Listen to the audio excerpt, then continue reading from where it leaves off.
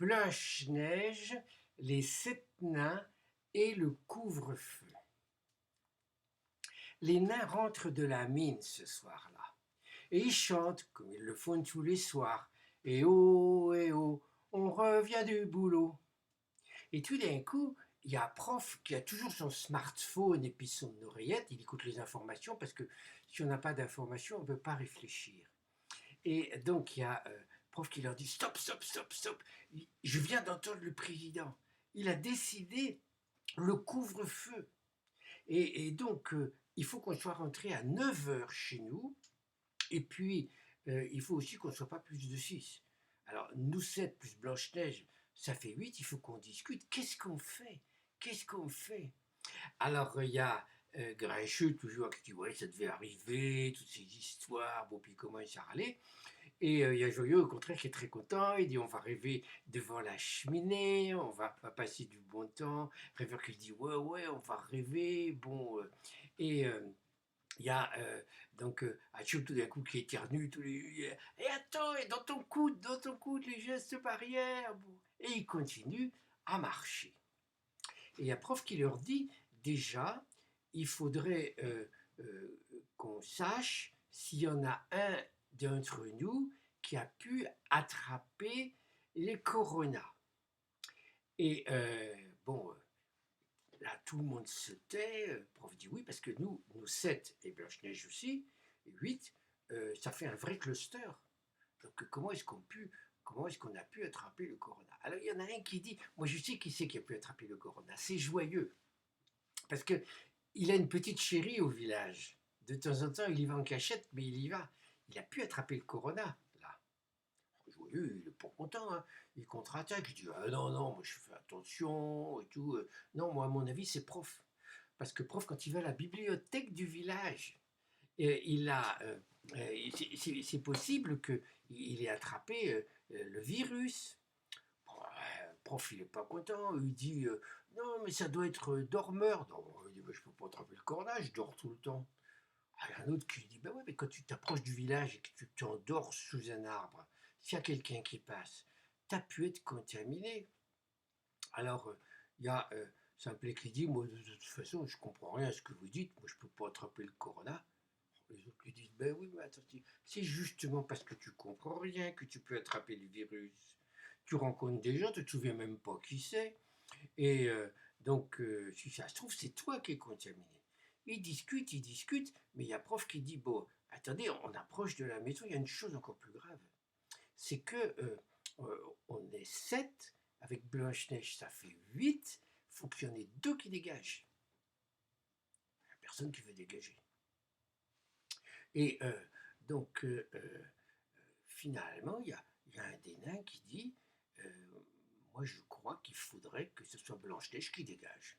Oh, on se regarde, dégager Blanche-Neige, mais on va pas la tuer, c'est la sorcière qui veut tuer Blanche-Neige. Nous, on peut pas.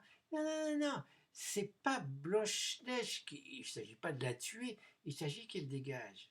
Parce que réfléchissez, Blanche-Neige, elle n'est pas autonome. Elle s'occupe de tout dans la maison, mais elle fait comme les grands-mères dans l'ancien temps. Elle fait le ménage, toutes les choses, mais en fait, elle ne s'assume pas en tant que femme. Elle attend tout le temps son prince charmant. Elle chante toujours un jour, mon prince viendra, un jour. Bon, et elle attend là, mais qu'est-ce qu'elle fait pour le rencontrer? Ah, rien. Non, elle n'est pas autonome. Il faut qu'elle s'assume, il faut qu'elle parte. Ils discutent tous. Finalement, ils sont d'accord. Il faut que Blanche-Neige s'en aille pour son bien. Et là, ils approchent de la maison, ça sent bon parce que Blanche-Neige a préparé un pot-au-feu. Et il y a Blanche-Neige qui les voit arriver, elle est finaude tout de même, elle voit bien qu'il y a un truc qui ne va pas. Elle dit qu'est-ce qu'il y a qui ne va pas? Il y a prof qui il parle toujours un peu au nom du groupe, il dit écoute Blanche-Neige, on a réfléchi, il y a un truc, déjà on est 8 et il faut qu'on soit 6, donc il faut qu'il y en ait 2 qui partent, mais c'est pas ça le plus important. Le plus important, c'est qu'il faut que tu t'en ailles. Comment ça que je m'en aille, dit Blanche-Neige, mais je suis très bien avec vous. Ben oui, fait prof, mais tu n'es pas une femme autonome, tu t'assumes pas. T'attends ton prince comme ça, là tu crois qu'il va arriver. comme si un prince allait arriver par miracle. Bon, mais c'est pas comme ça, c'est pas comme ça qu'on vit maintenant. Les choses ont changé. Et donc, il faut que tu sortes, il faut que tu trouves un boulot, il faut que tu trouves à te loger. Enfin, il faut que tu t'assumes, quoi.